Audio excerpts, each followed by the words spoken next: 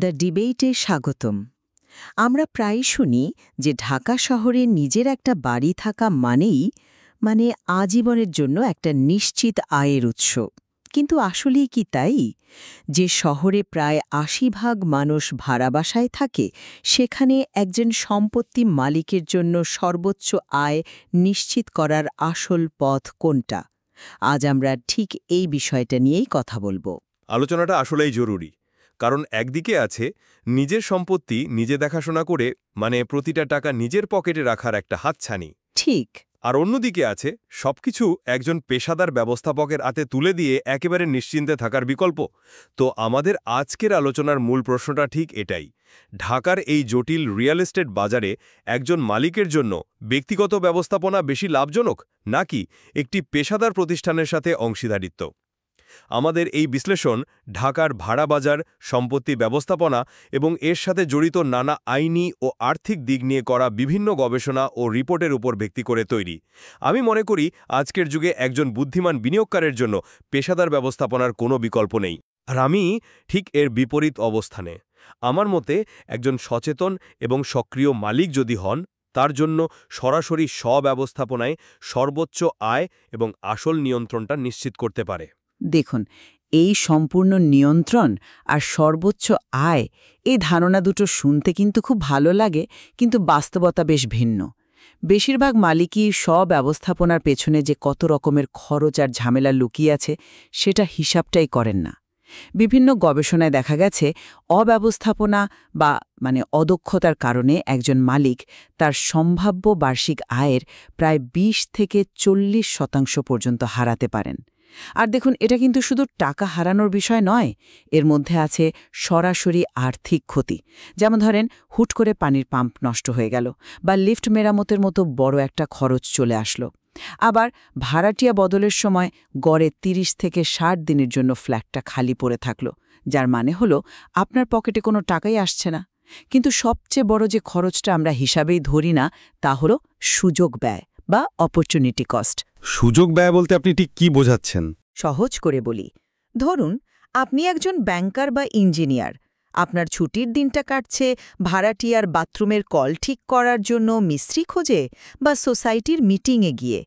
অথচ এই সময়টা যদি আপনি নিজের পেশাগত কাজে বা পরিবারের সাথে কাটাতেন, তার আর্থিক এবং মানসিক মূল্য অনেক বেশি হতো, তাই না? এটাই সুযোগ ব্যয়। একটি পেশাদার প্রতিষ্ঠান কেবল ভাড়ার নিশ্চয়তাই দেয় না, তারা এই সমস্ত ঝামেলা থেকে আপনাকে মুক্তি দেয়। তারা কর্পোরেট ক্লায়েন্ট, প্রবাসী এবং দূতাবাসের মতো প্রিমিয়াম ভাড়াটিয়াদের কাছে পৌঁছাতে পারে। যেমন ধরুন গুলশান, বসুন্ধরা বা উত্তরার মতো প্রাইম লোকেশনে, যা সাধারণ মালিকদের পক্ষে প্রায় অসম্ভব। ফলে আপনার সম্পত্তির দীর্ঘমেয়াদী মূল্যও বাড়ে। এটা শুধু ভাড়া তোলা নয়, এটা একটা, বলতে গেলে, মূল্যবান সম্পদ ব্যবস্থাপনা। দেখুন, আপনার কথাটা শুনতে ভালো লাগছে, কিন্তু আমি ঠিক একমত হতে পারছি না। আপনি যেটাকে সুযোগ ব্যয় বলছেন, আমি সেটাকে বলছি সম্পদের প্রতি দায়িত্ব। পেশাদারি ব্যবস্থাপনার ধারণাটা আকর্ষণীয়, কিন্তু দিন শেষে এটা একটা ব্যয়বহুল শর্টকাট। এই প্রতিষ্ঠানগুলোর লাভের যে বড় অংশটা নিয়ে নেয়, তা তো মালিকের সম্ভাব্য সর্বোচ্চ আয় থেকেই কেটে রাখা হয়। সোজা কথায়, একজন বুদ্ধিমান এবং সক্রিয় মালিকের জন্য এটি একটি অপ্রয়োজনীয় মধ্যস্থতাকারী। আর প্রযুক্তির শক্তিকে এত ছোট করে দেখলে তো চলবে না। এখন অনেক টুলস ব্যবহার করতে পারেন। ঢাকার মিরপুর, মোহাম্মদপুর এবং উত্তরায় হাজার হাজার মধ্যবিত্ত শ্রেণীর মালিক সফলভাবে এই প্ল্যাটফর্মগুলো ব্যবহার করে নিজেদের সম্পত্তি নিজেরাই পরিচালনা করছেন।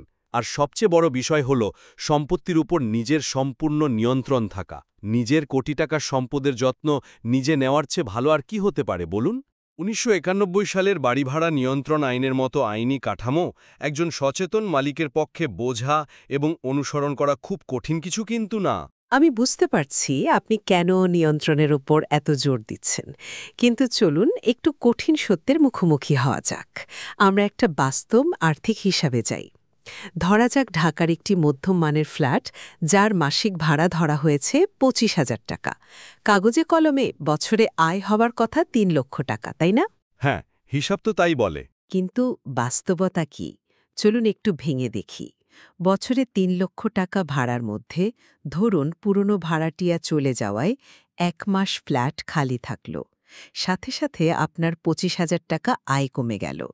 নতুন ভাড়াটিয়া তোলার আগে ফ্ল্যাট রং করতে আর কিছু টুকটাক মেরামত করতে আরও অন্তত 15,000 টাকা খরচ হল। এর সাথে আছে বাৎসরিক পৌরকর বা হোল্ডিং ট্যাক্স। হঠাৎ করে বিল্ডিংয়ের পানির পাম্প বা লিফটের বড় কোনো মেরামতের জন্য হয়তো আপনার ভাগে আরও 20,000 টাকা পড়ল।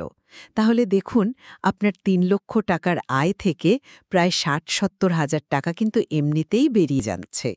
এটা তো আমরা এখনো আপনার নিজের সময়, ছোটাছুটি আর মানসিক চাপের দাম ধরিনি। সব মিলিয়ে আপনার নিট আয় হয়তো 2 লক্ষের আশেপাশে এসে ঠেকবে।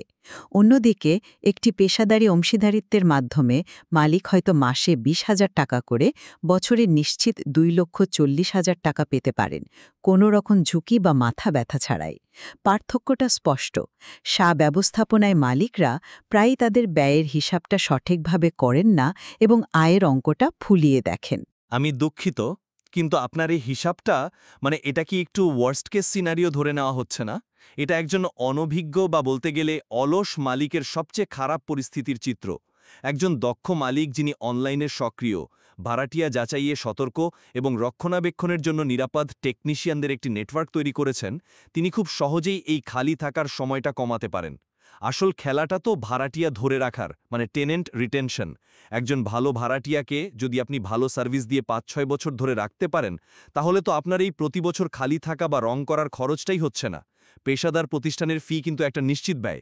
আপনার ফ্ল্যাটে ভাড়াটিয়া থাকুক বা না থাকুক, তাদের টাকা কিন্তু আপনাকে দিতেই হবে। কিন্তু স্বব্যবস্থাপনায় যদি আপনি দক্ষ হন, তাহলে সর্বোচ্চ আয় করার সম্ভাবনা সবসময় আপনার হাতে থাকে। আপনি নিজেই নিজের ভাগ্য নিয়ন্ত্রণ করছেন, অন্য কেউ নয়। আপনার দেওয়া ওয়ার্স্ট কেস সিনারিওর ভয়ে নিশ্চিত লাভ ছেড়ে দেওয়াটা কি বুদ্ধিমানের কাজ? কিন্তু ভালো ভাড়াটিয়া ধরে রাখার জন্য যে মানের সেবা দরকার, সেটা একজন ব্যক্তি মালিক কিভাবে নিশ্চিত করবেন? ধরুন, ভাড়াটিয়ার ফ্রিজটা রাত 2টোর সময় নষ্ট হয়ে গেল বা এসি থেকে পানি পড়া শুরু করল। পেশাদার প্রতিষ্ঠানের একটা 24 ঘন্টার সাপোর্ট টিম থাকে। একটা ফোন কলে সমস্যার সমাধান হয়। একজন ব্যক্তি মালিককে এই মানের সেবা দিতে পারবেন? কেন পারবেন না? একজন স্মার্ট মালিকের কাছে সবসময় ইলেকট্রিশিয়ান, প্লাম্বারদের ফোন নম্বর থাকে। আর ভাড়াটিয়ার সাথে যদি আপনার ব্যক্তিগত সুসম্পর্ক থাকে, তাহলে এই ছোটখাটো সমস্যাগুলো তারা নিজেরাই সামলে নিতে পারে। আপনার আলোচনার কেন্দ্রবিন্দুটা মনে হচ্ছে গুলশান, বারিধারা বা বনানীর মতো অভিজাত এলাকা। কিন্তু ঢাকার আসল ভাড়া বাজার তো আরও অনেক বড়। মিরপুর, উত্তরা বা বসুন্ধরার মতো এলাকায় মধ্যবিত্ত পরিবার এবং বিশ্ববিদ্যালয় পড়ুয়া ছাত্রদের এক বিশাল চাহিদা রয়েছে। এই ভাড়াটিয়ারা সাধারণত স্থিতিশীল এবং দীর্ঘমেয়াদী হয়। তাদের জন্য বিলাসবহুল, সম্পূর্ণ ফার্নিশড ব্যবস্থাপনার প্রয়োজন হয় না।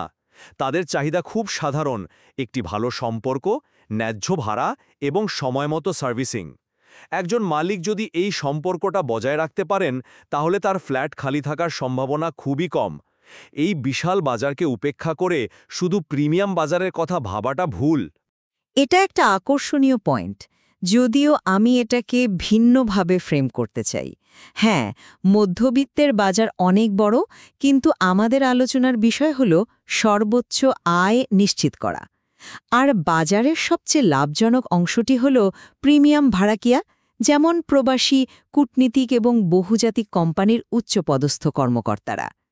এই শ্রেণীর ভাড়াটিয়ারা শুধু একটা ফ্ল্যাট ভাড়া নেয় না, তারা একটা সম্পূর্ণ লাইফস্টাইল প্যাকেজ কেনে। আসবাবপত্রসহ, সার্বক্ষণিক নিরাপত্তা, আধুনিক জিম এবং সবচেয়ে গুরুত্বপূর্ণ পেশাদার ব্যবস্থাপনা, এগুলো ছাড়া তারা কথাই বলতে চায় না। সাম্প্রতিক এক সমীক্ষায় দেখা গেছে, বাংলাদেশের প্রায় ৬৮% ভাড়াটিয়া এখন পেশাদারভাবে পরিচালিত সম্পত্তি পছন্দ করে, কারণ তারা সেবার মান নিয়ে নিশ্চিত থাকতে চায়। তারা চায় একটা ফোন কলেই যেন সমস্যার সমাধান হয়। আপনি একজন ব্যক্তি মালিক হিসেবে এই বিশাল এবং লাভজনক বাজারে, ধরুন বসুন্ধরা বা উত্তরার মতো জায়গায় প্রবেশ করবেন কিভাবে? আপনার সাধারণ 2 বেডরুমের ফ্ল্যাট দিয়ে তো এই চাহিদা পূরণ করা সম্ভব না। কিন্তু এই প্রিমিয়াম ভাড়াটিয়াদের বাজার কতটা স্থিতিশীল? একটা বহুজাতিক কোম্পানির চুক্তি শেষ হলে বা কোনো দূতাবাসের প্রজেক্ট শেষ হয়ে গেলে তো তাদের কর্মকর্তারা একসাথেই চলে যান। তখন আপনার দামি আর ফার্নিশড ফ্ল্যাটটা হঠাৎ করে লম্বা সময়ের জন্য খালি হয়ে যেতে পারে। এর ঝুঁকি কি কম? অন্যদিকে মিরপুরের একজন স্কুল শিক্ষক বা বসুন্ধরার একটি মধ্যবিত্ত পরিবার কিন্তু একবার বাসা নিলে সহজে ছাড়ে না। তাদের ছেলে মেয়েদের স্কুল, সামাজিক পরিমণ্ডল সবকিছুই ওই এলাকা কেন্দ্র করে গড়ে ওঠে। আমার মতে স্থিতিশীলতাই দীর্ঘমেয়াদে বেশি লাভজনক। স্থিতিশীলতার চেয়েও বড় ঝুঁকি হল আইনি জটিলতা। শুধু প্রিমিয়াম ভাড়াটিয়া পাওয়াই তো বড় কথা নয়, তাদের সাথে বা যে কোনো ভাড়াটিয়ার সাথে লেনদেনের আইনি দিকটাও তো সামলাতে হবে, তাই না? আর এখানে কিন্তু স্ব-ব্যবস্থাপনার সবচেয়ে বড় ঝুঁকিটা লুকিয়ে আছে। বাংলাদেশের আইনি প্রক্রিয়া বেশ সময় সাপেক্ষ। ধরুন, আপনি একজন প্রবলেম ভাড়াটিয়ার পাল্লায় পড়লেন, সে ভাড়া দিচ্ছে না, ফ্ল্যাটও ছাড়ছে না, আপনি মামলা করলেন। এরপর শুরু হলো বছরের পর বছর আদালতে দৌড়াদৌড়ি, আইনজীবীর পেছনে খরচ আর প্রচণ্ড মানসিক যন্ত্রণা। একটা উচ্ছেদের মামলা নিষ্পত্তি হতে 5 থেকে 10 বছরও লেগে যেতে পারে। এই পুরো সময়টা আপনার সম্পত্তিটা আপনার নিয়ন্ত্রণে নেই, কিন্তু এর সব দায় আপনার। একটা পেশাদার প্রতিষ্ঠান এই ঝুঁকিটা প্রাতিষ্ঠানিকভাবে মোকাবেলা করে। তাদের নিজস্ব আইনি দল থাকে, তারা চুক্তিপত্র এমনভাবে তৈরি করে যেন মালিকের সুরক্ষা সর্বোচ্চ পর্যায়ে থাকে। 150 টাকার স্ট্যাম্পে করা একটি সাধারণ চুক্তিপত্র আর একটি প্রতিষ্ঠানের তৈরি করা বিস্তারিত চুক্তির মধ্যে আকাশ-পাতাল পার্থক্য। এই যে আইনি সুরক্ষা আর মানসিক শান্তি, এর কি কোনো আর্থিক মূল্য নেই? আমার মনে হয় এই আইনি জটিলতার ভয়কে কিছুটা অতিরঞ্জিত করা হচ্ছে। এই ভয় দেখিয়েই তো ম্যানেজমেন্ট কোম্পানিগুলো তাদের ব্যবসার একটা বড় অংশ দাঁড় করিয়েছে। বাস্তবতা হলো বেশিরভাগ বাড়িওয়ালা ভাড়াটিয়ার সম্পর্কই পারস্পরিক বোঝাপড়ার ওপর টিকে থাকে। আর আইন অনুযায়ী মাসিক ভাড়ার ক্ষেত্রে মাত্র 15 দিনের নোটিশে উচ্ছেদ প্রক্রিয়া শুরু করা যায়। বাড়িওয়ালা যদি ভাড়া নিতে অস্বীকার করেন, ভাড়াটিয়া কিন্তু ভাড়া নিয়ন্ত্রকের কাছে সেই ভাড়া জমা দিতে পারেন। আইন কিন্তু উভয় পক্ষকেই সুরক্ষা দেয়। আমার মূল প্রশ্নটা আবারও নিয়ন্ত্রণে। আপনি আপনার কোটি টাকার সম্পত্তির চাবি তৃতীয় পক্ষের হাতে তুলে দিচ্ছেন। তাদের ভাড়াটিয়া যাচাই করার প্রক্রিয়ার উপর আপনি কতটা ভরসা করতে পারেন? ধরুন, ম্যানেজমেন্ট কোম্পানি এমন এক ভাড়াটিয়া নির্বাচন করল যার কারণে আপনার সম্পত্তির বড় ধরনের ক্ষতি হলো, বা আপনার ফ্ল্যাটে কোনো অবৈধ কার্যকলাপ চলল, তখন এর দায় কে নেবে? চুক্তির মারপ্যাচে হয়তো দেখা যাবে দিন শেষে দায়টা আপনার কাঁধেই এসে পড়ছে। নিজের নিয়ন্ত্রণে থাকলে যে কোনো পরিস্থিতিতে দ্রুত সিদ্ধান্ত নেওয়া যায়। ঝুঁকির ভয়ে নিজের সম্পদের চাবি অন্যের হাতে তুলে দেওয়াটা আমার কাছে যৌক্তিক মনে হয় না।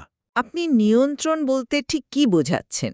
প্রতি মাসে ভাড়ার টাকা তোলা আর পানির লাইন ঠিক করা, নাকি আপনার বিনিয়োগের দীর্ঘমেয়াদী মূল্যবৃদ্ধি নিশ্চিত করা আর ঝুঁকিকে শূন্যের কোঠায় নামিয়ে আনা? আমি দ্বিতীয়টাকেই আসল নিয়ন্ত্রণ মনে করি।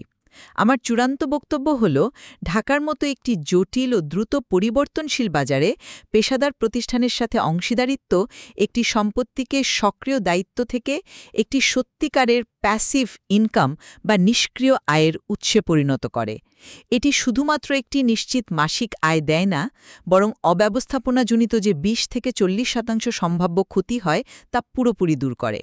এর মাধ্যমে প্রবাসী বা কর্পোরেট ক্লায়েন্টের মতো প্রিমিয়াম ভাড়াটিয়াদের কাছে পৌঁছানো যায়, যা সম্পত্তির সর্বোচ্চ আর্থিক ব্যবহার নিশ্চিত করে। শেষ পর্যন্ত এটি মালিকের জন্য মানসিক শান্তি এবং দীর্ঘমেয়াদী সম্পদ বৃদ্ধি দুটোই নিয়ে আসে।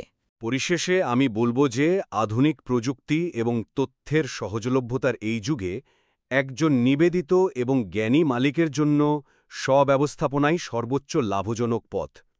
এটি মধ্যস্থতাকারীর অপ্রয়োজনীয় খরচ বাঁচিয়ে সম্পত্তির উপর পূর্ণ নিয়ন্ত্রণ বজায় রাখে। ঝুঁকি ব্যবস্থাপনার জন্য ভয় পাওয়ার পরিবর্তে সঠিক তথ্য, সতর্কতা এবং ভাড়াটিয়ার সাথে একটি ভালো সম্পর্ক তৈরির মাধ্যমে একজন মালিক নিজেই তার সম্পদের সবচেয়ে বড় অভিভাবক হতে পারেন। একটা ভালো ম্যানেজমেন্ট কোম্পানি হয়তো আপনাকে একটা ভালো রিটার্ন দিতে পারে, কিন্তু একজন ভালো মালিক তার সম্পদ থেকে সর্বোচ্চ রিটার্ন বের করে আনতে পারেন। নিজের সম্পদ বৃদ্ধির চাবিকাঠি নিজের হাতে রাখাই সবচেয়ে বুদ্ধিমানের কাজ। আমাদের আজকের আলোচনা থেকে এটা খুবই স্পষ্ট যে ঢাকার রিয়েল এস্টেট বাজারে কোনো একটি কৌশল সবার জন্য সেরা নয়। পেশাদার ব্যবস্থাপনার মাধ্যমে যে মানসিক শান্তি আর ঝুঁকিহীন নিশ্চিত আয় পাওয়া যায় তা অনেকের কাছেই আকর্ষণীয়। একদম তাই। আবার নিজের সম্পত্তির পূর্ণ নিয়ন্ত্রণ ধরে রেখে এবং মধ্যস্থতাকারীর খরচ বাঁচিয়ে সর্বোচ্চ আয় করার যে সুযোগ স্ব-ব্যবস্থাপনায় রয়েছে, সেটাও একজন সক্রিয় মালিকের জন্য অত্যন্ত মূল্যবান। শেষ পর্যন্ত কোনো সিদ্ধান্ত নেওয়ার আগে প্রত্যেক সম্পত্তি মালিককে তার নিজের সময়, জ্ঞান, ঝুঁকি নেওয়ার ক্ষমতা এবং আর্থিক লক্ষ্যের মতো বিষয়গুলো গভীরভাবে বিবেচনা করতে হবে। আশা করি আমাদের এই ভিন্ন দুটি দৃষ্টিকোণ আপনাকে আপনার জন্য সঠিক পথটি বেছে নিতে সাহায্য করবে।